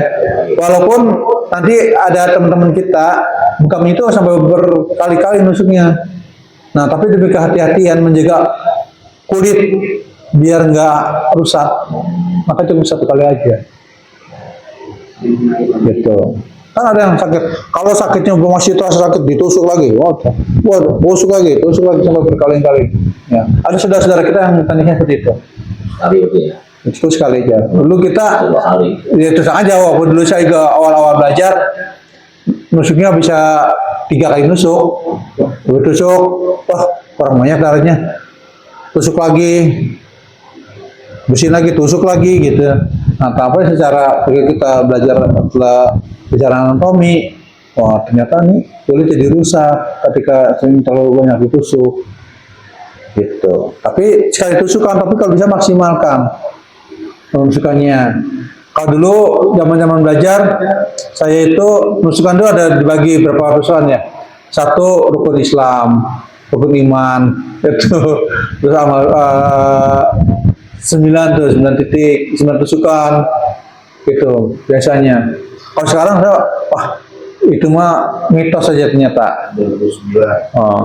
Pasal itu mah 29. Kalau sekarang mah kita nusuk udah bismillah. Penyakop itu beda sekali banyak. Gitu. Makanya orang ini bahunya turun, yang stroke-nya kan stroke nih, bahunya sakit kayak prosedur gitu. Ini di sini kita bekamnya itu dikerik aja sama hitam. Kayak enggak bekam, tarik, kencengin dikit, terus ini banyakkan aja, sampai dalam keluar. Alhamdulillah bisa insya Allah. Ya. Terus ini juga mau salah satu mungkin sebagai depresi dan gangguan sihir. Nah, atau ketika ada gangguan sihir, ya, atau kena pelet atau kira guna-guna sama orang, insya Allah, ya dengan di titik di sini itu bisa hilang. Atau ada gangguan jin dalam tubuh kita, Ya, itu insya Allah. Terus dua alama dengan umum itu sama ini posisinya. Ya, posisi bagian tengah antara atas kepala ya, satu ras atau ras bagian paling atas dari kepala sama umum titiknya. Ya. Dua benda sama titik umum ya dan alama disebut terletak pada posisi yang sama. Ya, pada titik yang sama sekaligus manfaatnya bersama. Ya, bekam pada titik ini dapat mengharuskan area bekam yang bersih dan higienis tanpa adanya rambut pada area tersebut. Nah, di sini kita tidak merekomendasikan alat bekam elektrik yang itu tidak tanpa di ini ya. Nah itu, insya Allah. Berikutnya yaitu al-yafuk. Al-yafuk di mana? Posisi pertemuan tulang kepala atas, depan dan belakang pada posisi ubun-ubun. Nah, jadi tadi di tengah-tengah, sekarang di depannya. Yang dulu waktu kita kecil itu, ya nggak dikasih ini prekinjur ya. Ini. Nah, ini posisi di depannya. Tadi al-yafuk. Tadi umum kita alhamdulillah titiknya sama. Kalau al-yafuk di depannya. Iya. Ya, sini agak lebih empuk dia. Ya. Itu namanya al-yafuk. Ya. Gunanya untuk apa? Yafuk juga sebagai penguat daripada umukitan al-hamah. Penguat. Isinya sebagai penguat. Tapi kalau udah umukit, kalau biasanya cukup umukit aja atau aja. Sama aja nih al-aras. Aras atau kepala yang dimaksud adalah bagian yang ditumbuhi rambut. Jadi semua bagian kepala yang ditumbuhi rambut itu namanya aras. Ya, mau di sini nih, mau di sini nih, mau di sini, mau di mana terserah, bebas caranya. Ya. Ya. Ini boleh dilakukan pembekaman. Pembekaman pada area kepala dibatasi maksimal 3 titik. Jangan kalau lihat ya coba itu. Berapa titik soal itu bisa ampal, Pak. Bisa ampal orang itu. Sama. Kalau hanya sekitar bisa mending kalau lewat. Pernah ada kejadian dibuka kepala itu lewat. Terlalu banyak. Dia baru belajar bukam, orang botak ini udah berapa titik bukamnya. 5-7 titik kalau nggak salah bukamnya. Betul. Karena hati-hati. Ya walaupun aman harus hati-hati. Kita harus lihat di sini. Gitu ya. Jadi maksimal itu 3 titik ya di kepala. Walaupun 5 titik bisa, tapi demi kehati-hatian hindari yang banyak titik. Yang ini adanya berikutnya al-dahin. Ya. Al-dahin itu pada batang leher. Ya posisinya di sini, tengah-tengah dari yang dibatasi rumput sampai ke sini, tengkuk sini ya. Ini kiri kanan. Yang paling keras nih ya. Dari sini ini namanya mau posisinya di atas ke sini, tengah-tengah ya di tengah atau di pinggir ini namanya ini ahdain. Ya. Di batang leher. Terus posisi ini dihindari ya. Dan kalau bagian leher yang penting yang di sini. Sini ada pinggir getah bening. Jadi hindari. Nah, ya. Hindari ya. Walaupun sebenarnya ya pada sebagian orang tidak masalah, tapi kalau bisa dihindari. Penggunaan dari ahdain ada untuk kalau sakit kepala, sakit yang berwasi ya, itu bisa. Sakit telinga, sakit tenggorokan, sakit gigi, bengkak atau orang budak ya, tuli mendadak, atau rahangnya kaku yang nggak bisa digerak-gerakin. Ini bukan di sini, insya Allah. Sakit gondongan, sakit tenggorokan, gatal, ya, insya Allah itu banyak manfaatnya ya. Untuk adain. Jadi kalau orang ini rahangnya miring atau nggak bisa digerakin, ini bukan lagi diadain, insya Allah. Walaupun nanti ada titik lokal. Berikutnya itu al-kahil. Posisinya di punggungan atas. Punggung, lambung bagian atas yang tersambung antara leher dan tulang punggung. Merupakan sepertiga teratas dari tulang punggung. yang terdiri dari 6 ruas. Jadi ini ada tulang kita yang nonjol belakang sini ya, yang nonjol.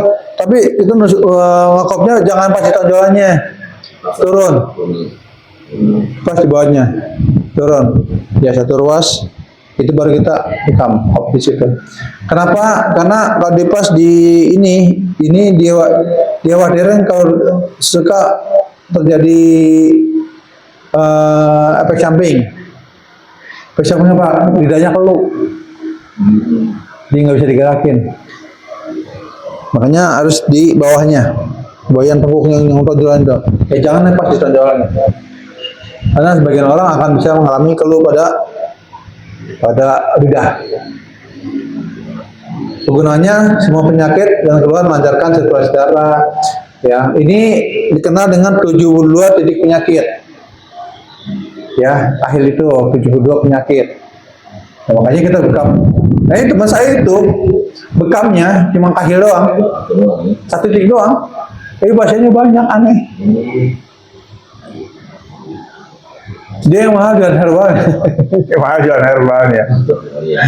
Bekalnya 1 titik, jual herbalnya bisa 500.000, 1 juta. Iya. Tapi alhamdulillah atas izin Allah banyak yang tertolong sama dia gitu. Antum tuh punya ilmu luar biasa, kita. Sampai pergi haji dihajiin sama Oceannya, dibayarin. Insya Allah saya. Yang udah enak tuh kalau pejabat, tapi pejabat, insya Allah. Dan bisa dekat. Ajarnya posisinya pas di antara 2 jari dari tulang belakang. Jadi kiri kanan. Ini tulang belakang kita, kiri kanan, ini tulang belakang ya. Tulang belakang, ambil 2 jari ke kiri, 2 jari ke kanan. Jaraknya. 2 jari ke kiri, 2 jari ke kanan. Ya. Nah, ini ada berapa titik? Itu kita masih makan 8 titik dari punggungnya ini dari belikat itu sampai sini. Ada 8 titik. Ya. 8 titik pasang, 8 titik itu berarti 4 pasang kiri kanan, 4 pasang ya. 4 pasang. Titiknya berpasangan. Ajar a'la dia itu posisinya paling atas, di belikat. Di belikat ini tonjolan belikat ini kan ada belikat nih. Pas ujung belikat tuh. Nah, ujung belikat, nah itu kita usuk kop di situ. Terus yang keduanya jarul wasati, yaitu sekitar organ liver. Nah, organ jantung. Jadi agak turun sedikit ya di sini ya. Nah, ini kita turunin ya, kita kop ya. Yang ketiganya itu al-qatanul alawi, yaitu posisi yang samping ruas lumbar 2 dan nah jadi kalau kita gini ini pasti siku kita, siku ya. Nah, pinggang siku ya, itu pas siku tarik dari 2 lurus sini, 2 jari ambil dari 2 jari dari tulang belakang kiri kanan ya. Terus itunya al-qatanul sufla, yaitu tulang ekor. Nah, di sini nih ya, di sini ada nonjol nih yang itunya ya. Nah, kiri kanan, akhirnya kita buka di situ ya.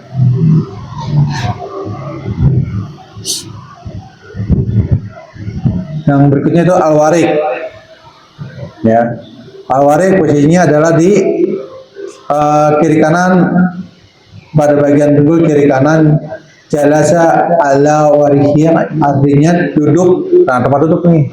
Kita duduk ini ya, ini yang nempel di pantai, yang nempel ke lantai posisinya ya, yang nempel ke lantai ya. Pertemuan dua otot gluteus maksimal di gluteus, yaitu kegunaannya untuk stroke, pegel, kaki, kaku ya, panggulnya, dan saraf penjepit. Nah, iya titik ini. Kalau biasanya namanya peripanis itu, kalau di atas saraf siatik. Kalau di fizioterapi nama siatik.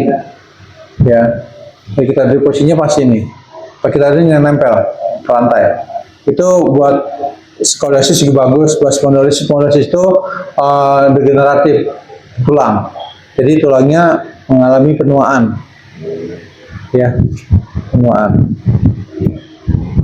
Yang terakhir jahrul qadab, yaitu pada punggung kaki. Jadi punggung kaki sini antara pertemuan antara ibu jari dan menunjuk di atasnya di sini. Dari sini, nah di atasnya sini. Ini sini. Ini kan yang tarik nih. Ketemu di sini tulang di sini. Ini yang kita ambil, ya. Kegunaannya untuk apa? Itu pada perempuan itu nyeri haid, terjadi pendarahan, bisul, terus gatal-gatal, ya. Pada genetik, gatal-gatal pada ini, ya, ke genetikal dan anus, atau kelelahan pada kaki, itu bisa, insya Allah. Itu namanya titik sunnah, ya. Nanti kan banyak titik ketika pertama, itu namanya titik tambahan atau titik keluhan. Ya, nanti kita bisa boleh. Oke, sekarang kita belajar anatomi hijamanya. Hah? Tadi di sini. Ini bisa di sini. Kalau bisa di sini. Jadi kombinasikan aja.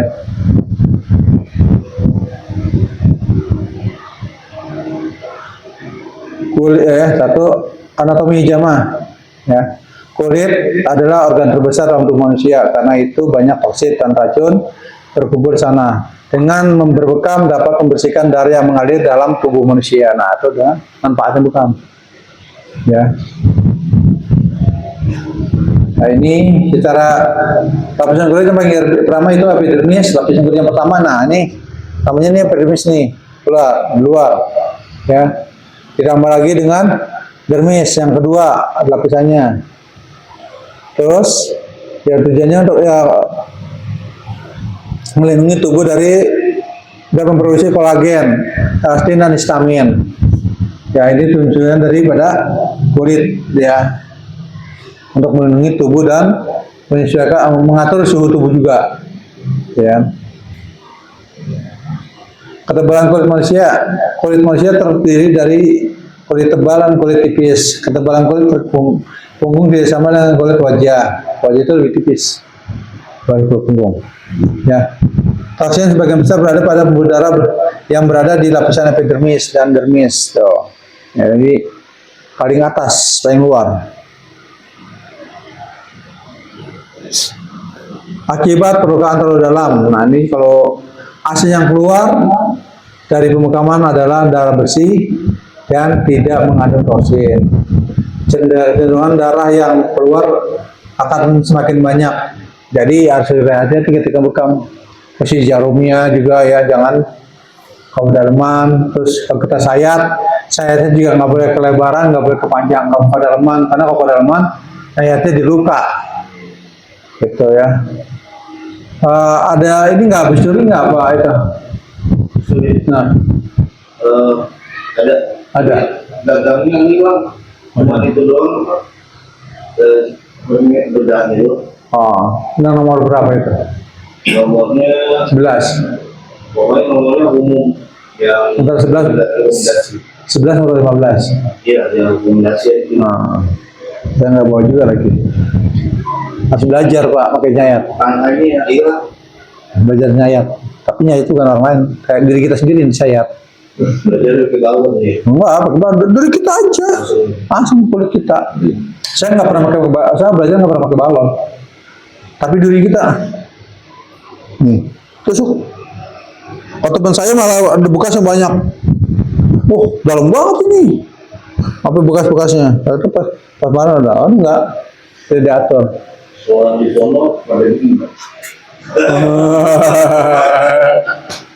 Ya, jadi ini, ya, harus hati-hati, ya, dibutuhkan kehatian dalam proses pelukaan bekam.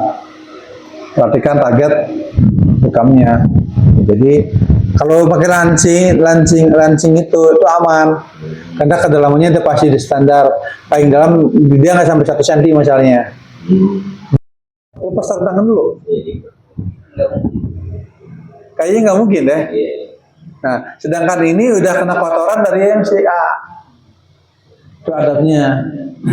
Ya, makanya yang bagus adalah satu orang kita selesaikan dulu, satu orang lagi. Kalau mereka sabar ya silakan tungguin, kalau nggak sabar ya silakan balik lagi besok. Itu aja.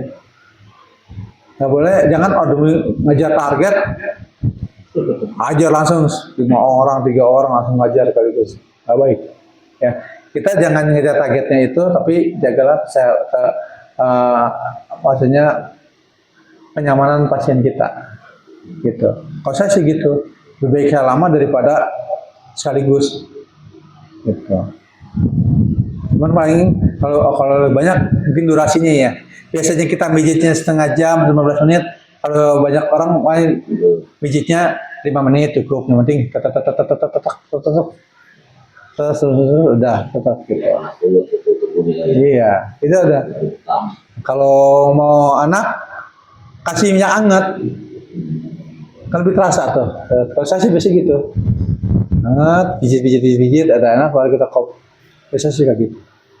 Ya.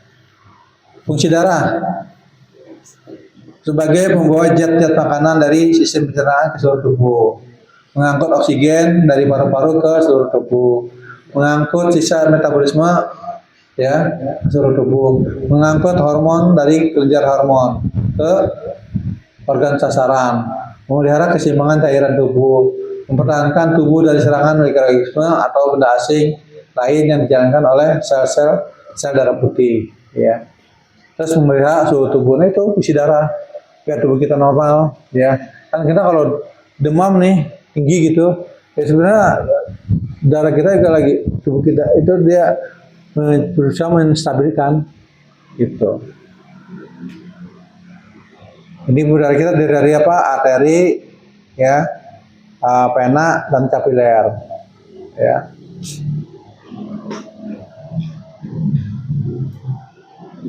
Pembuluh darah kapiler. Pembuluh darah kapiler adalah penghubung pembuluh arteri dengan vena. Ya, tempatnya di pertukaran zat-zat antara darah dan cairan atau jaringan cairan interstisial. Mengambil hasil sekresi dan kerja dari kelenjar. Menyerap zat makanan dari usus, menyaring darah dan dari ginjal. Ya. Sentralisasi penukaran darah dan dari dan pusat pengendapan toksin dan oksidan. Ya, jadi ini fungsi pembuluh darah ya sebagai penyaring, sebagai penyalur ya terjadinya pertukaran ya zat-zat kimia dalam tubuh. Gitu. Nah, ini proses pembekaman ya. Pertama di kop dulu. Kop ya, setelah di kop tunggu 5 menit. Jadi kop itu kan ada zat-zat yang naik ke atas tuh, ya. Terus jadilah di situ pengebaran tubuh, ya pengebaran tubuh, ya pengebaran kulit. Lalu baru kita sayat atau ditusuk, ya. Ketika kita sayat kan menjadi pelepasan. Nah itu kan biasanya cuma sedikit. Nah biar maksimal makanya kita kop lagi. Gitu ya, tunggu lagi 5 menit ya, ini nggak usah. Nah ini rangsangan pada saat kop membuat volume aliran darah meningkat dan mempercepat sirkulasi darah sehingga suplai darah dari kulit menjadi lebih baik. Efek yang ditimbulkan satu, terjadinya peningkatan detak jantung ya. 2, meningkatkan suhu di sekitar tubuh kulit yang di kop. Nah, jadi yang di kop itu rasa suhunya lebih panas, ya. Terus menimbulkan rasa gatal akibat dilepaskannya histamin atau zat kekebalan tubuh yang diproduksi ketika tubuh mengalami alergi atau infeksi. Nah itu, jadi ketika pasien itu kita habis kop nih, lagi kop, dia gatal-gatal. Sebenarnya itu zat histamin yang dilepas keluar. Ya, untuk dia untuk apa? Untuk mencegah melawan bakteri atau alergi, ya, yang diproduksi dalam tubuh. Jadi wajar. Itu dijelasin aja kayak, saya begini gatal. Ya itu berarti zat histamin sedang melawan alergi yang disebabkan dari tadi kan ada orang kan alergi minyak, ada alergi yang apa, benda-benda asing tuh, besi atau apa gitu. Ya. Atau kan jarum itu kan dari besi itu, ya, stainless, besi, logam lah. Bila benda-benda logam, mungkin ada yang orang kayak gitu. Nah itu bisa. Ya.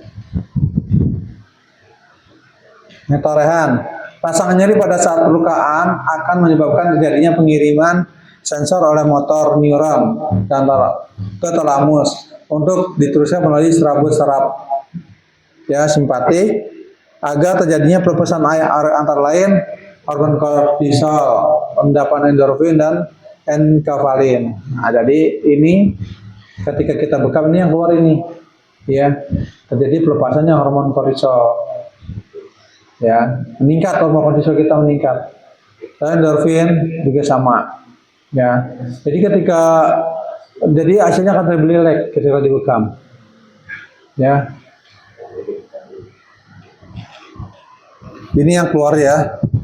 Nah, yang dihasilkan ketika kita bekam ASP 70, nitric oxide dan makrofag dan polifenoid, ya, protein itu. Nah nih, pengkopan kembali akan dikeluarkan. Nah, tadi itu pada saat perlukaan, ya. Pengkopan kembali pada saat mengeluarkan mengeluarkan cairan intersial yang mengandung CPS. Nah, CPS itu tadi yang tadi itu nih, ya, yang sudah keluar. Ketika kop lagi, dia keluar nih CPS-nya, ya. Antara lain asam urat, kolesterol, ya. Mengeluarkan mineral zat dalam tubuh. Kalau bekam mengeluarkan zat besi, nah itu bedanya. Kalau kita bekam hanya mengeluarkan zat besi yang berlebih, tapi kalau donor darah atau padu mengeluarkan mineral dan zat dalam tubuh. Jadi lebih banyak yang keluarnya. Tuh.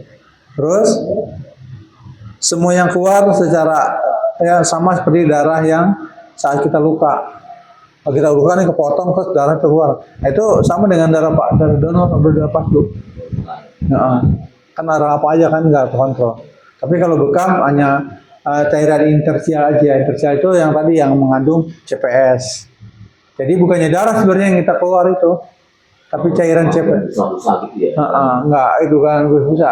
Jadi kalau yang berbusa-busa itu, ini kadang-kadang kita suka salah salah persepsi.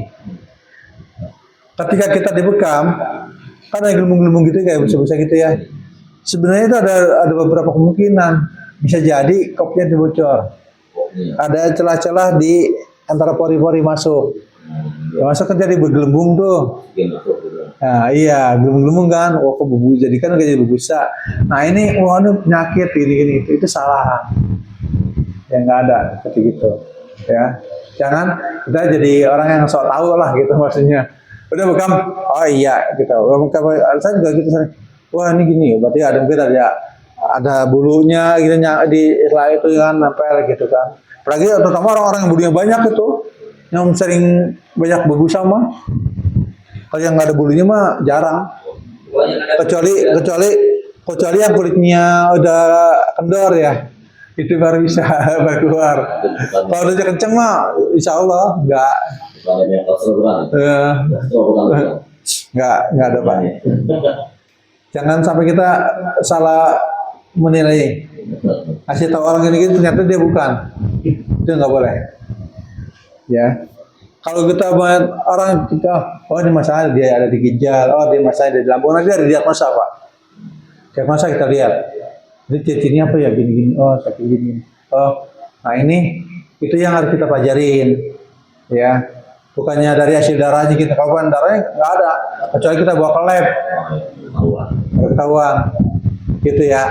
Jadi bukannya darah berbusa, gelembung-gelembung gitu, tanda satu penyakit, atau darahnya hitam, atau darah merah gitu ya. Oh ya, kalau kental itu, biar darah yang keluar dari tubuh kita akan mengental. Karena jadwal gulanya ada di situ. Ya contohnya gini aja, Bapak suka lihat jaga nggak di jaga? Darah ketika si jaga kalau kita diminum darah kan lama-lama beku, kental kan? Itu tubuh kita sama. Iya, ketika udah keluar dari tubuh kita itu udah karena udara masih kental. gitu. Jangan, udah ada berobat penyakit itu banyak nih, gitu. Jangan Pak, nggak boleh, ya. Nah, iya, jangan gitu. Nah, sama ketika diagnosa pun, ya, diagnosa kan, tapi ini orang bahasa dengan gini. Wah ini Pak, Bapak sakit ginjal gini Pak. Oh Bapak jantungnya gini. Jangan, nggak boleh. Itu bikin aneh, gitu. Oke apa Pak? Oh nggak Pak, ini kalau saya lihat hasil diagnosa saya Bapak ya. Ini Bapak masalah di sini, gitu. Mungkin Bapak tadi kurang ini. Perbaiki ya Pak, gitu. Ini ya. Tapi bukan sakit ini ya Pak, gitu. Kalau ginjal bermasalah, ya tahu Bang bermasalah ginjalnya. Tapi itu bukan sakit ginjal ya Pak. Gitu. Nanti lu pikir, wah sakit ginjal saya gitu. Nah ini bukan. Kerjanya, kinerja ginjalnya, organnya tidak maksimal, terganggu. Gitu aja. Ya bahasanya kita jangan bahasa yang kayak dokter lah. Sakit ini sakit itu jangan. Langsung aja kita bilang bahwa sakitnya di Bapak, ciri-cirinya sakit ini Pak, ada gangguan di sini, gitu aja. Dikuatin ya Pak, ini kita kuatin Pak, dengan apa? Dengan bekam, dengan pijit, dengan herbal gitu. Ya, jangan, wah, Bapak sakit ini nih Pak, jangan, nggak boleh, ya. Karena ada itu pasien saya, dia bisa diagnosa, dia jago, dia terapis juga, bidan juga. Dia diagnosa paling tepat itu di mata Pak. Itu mendekati banget. Bahkan penyakit yang puluhan tahun akan kelihatan di mata. Penyakit puluhan tahun yang lalu itu di mata ada ciri-cirinya kelihatan. Terus emosi apa yang ada kita itu ada kata di mata Pak. Nah teman saya itu, pasien saya itu dia begitu, dia lihat matanya sendiri kan. Oh saya sakit ini, benar. Ada kepikiran. Jadi sakitnya gini. Pikiran Pak. Lalu saya bilangin, maaf Pak, ini kan kalau antum baca begini, ya, tidak pikir bahwa antum sakitnya ini, antum makan bahan sehat, akan sakit terus. Itu karena dia panik.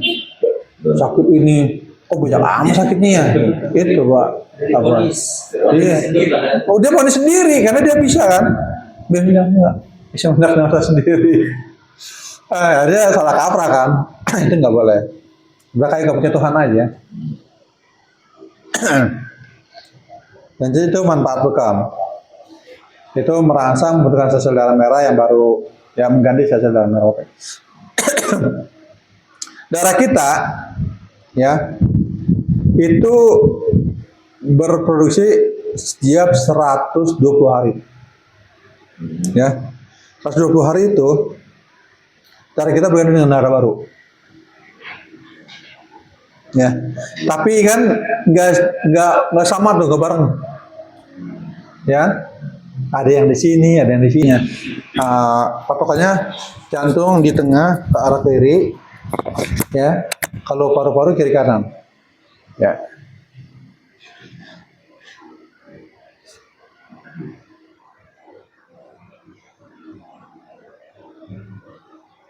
Nah ini jenis-jenis penyakit yang di jantung, di paru-paru ya, hernia, TBC, ya kawan, TBC, batuk, ya, asma dan lain-lain.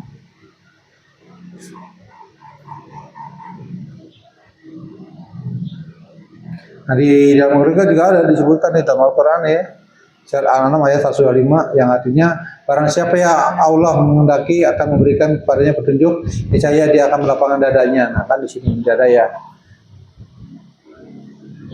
Dan barang siapa yang dikehendaki Allah kesesatannya, niscaya Allah akan menjadikan dadanya sesak lagi sempit. Seolah-olah ia sedang mendaki langit. Begitulah Allah menimpakan siksa pada orang-orang yang tidak beriman. Nah, jadi intinya tetap di kalbu itu adalah keimanan, ya, yakin sama Allah. Ya. Pada ayat di atas diberikan korelasi yang konkret ya, ada fisiologi dan fungsi tubuh atau fungsi tubuh, ya. Jadi jelas kan dalam anatomi tubuh kita itu ada di Al-Quran, gitu ya. Dalam ilmu fisiologi respirasi bahwa minimnya tekanan udara dan oksigen terjadi setiap hari, ya, bertambah ketinggiannya.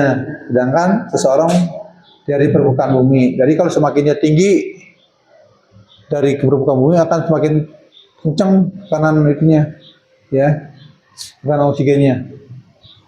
Karena ini menyebabkan kesempitan dan kesulitan di dalam dada, bernapas.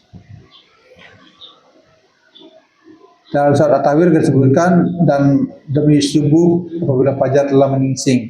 Nah, itu saat ini. Oke. Ini sistem pencernaan, ya. Nanti bisa dipelajari juga ya. Fungsinya sebagai ada untuk menyediakan makanan, air, elektrolit, dan bagi tubuh dalam nutrien dan nutrisi, ya, yang dicerna sehingga dia siap diabsorpsi. Nah, ada lubang di pencernaan itu ada organ lambung, ya. Organ lambung itu yang bentuknya kayak huruf J itu. Macam di sini ada di lambung. Jadi penyakit lambungnya tuh gastrik atau emah gitu ya. Sampai emahnya sampai atau pijit sininya. Di sini pijit nih ujung-ujung jarinya. Ya. Terus di sini pijit. Malahnya pijit. Itu untuk orang pingsan. Bekam darah nggak mau keluar, ada berhenti. Kaidah perawatan lakukan, kaidah perawatan luka dengan apa? Dikasih apa namanya, kain kasa, dikasih Hansaplast, tutup, bukan tutup. Pasien mengalami kesurupan, kalau gangguan jin, ya sudah bekam, sudah bekamnya, jangan dilanjutin, ya. Nah, kecuali dia sudah ya, dan normal, ya. Terus kita adakan ruqyah, gitu. Nah, dulu saya pengalaman di sini, ya, itu pasien itu orang FPI dibekam, mau keluar darah, pas ini ngamuk, ternyata dia menjadi mukbal, ada isinya, nolak, berantem sama terapisnya. Pasien kejang, ya, kejang bukanlah sesuatu penyakit, tetapi manifestasi dari suatu penyakit. Sedang kejang tidak mengancam jiwa, tetapi tapi proses selamanya kejang, ya, mengancam jiwa. Jadi itu ya, ada kejam yang mengancam jiwa, ada kejam yang tidak mengancam jiwa. Nah, cara penanganannya yang tidak mengancam jiwa adalah meringankan penderita, beri ganjalan pada mulutnya, biar dia dia nggak gigit. Ya, dengan sendok atau dengan shotol boleh. Jangan sampai dia gigit lidahnya, ya. Terus pakainya pakaian sebaiknya untuk mencegah daripada dalam lambungnya, ya, biar dia mudah dibajuin dilepasin, biar dia mudah bernapas, ya. Beri suhu tinggi, dikompres, suhunya dia terpegang, tinggi banget, dikompres aja, ya. Jangan menahan kejang jangan menahan kejang dengan paksaan. Jadi udah kejang, itu jangan. Terus biarkan beberapa saat, nanti akan berhenti dengan jangan sendiri.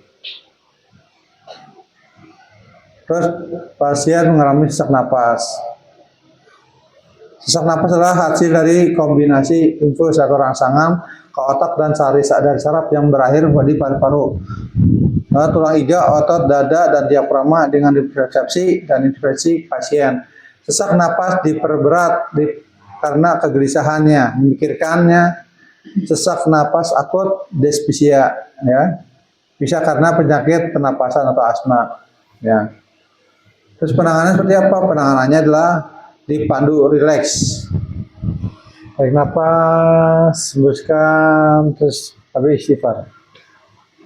Astagfirullahaladzim. Tarik napas sampai istighfar, ya. Bantu mengatur irama napasnya, jangan Nah, atur pelan-pelan, pelan-pelan gitu ya. Kalau udah apa, kalau nggak kuat itu dia nggak bisa ngatur nafasnya, kasih oksigen, tambah oksigen, ya. Terus kasih uap juga yang hangat. Kalau biasanya sih uap hangat itu minyak kayu putih, kasih air, ya sudah sama dia. Air panas tuh. Iya. Ada lagi ya. Terus hubungi dokter dekat. Oke, ini udah. Nah, ada ya. Nanti kita lanjut dengan perlengkapan rekam, setelah itu praktek. Nah, ini mudah-mudahan bisa selesai jam 3. Ini gampang. Nanti yang penting-penting tinggal dibaca aja ya. Karena membelajar ini bukan sebenarnya 2 hari, Pak. Iya. 2 hari fullnya. Satu materi. Pertama materi, kedua bekam. Nah, lalu nanti kita belajar diagnosanya sebelum bekam. Gitu. Diagnosa telapak tangan, ya, diagnosa lidah, diagnosa mata, itu harus. Terus nanti belajar ketek-ketek, Pak. Ketek-ketek itu penting. Ya? Ada. Ya, kita break sholat sama ya. Kita tutup dengan doa majelis. Subhanallah nanti kasih antara baik. Assalamualaikum warahmatullahi wabarakatuh.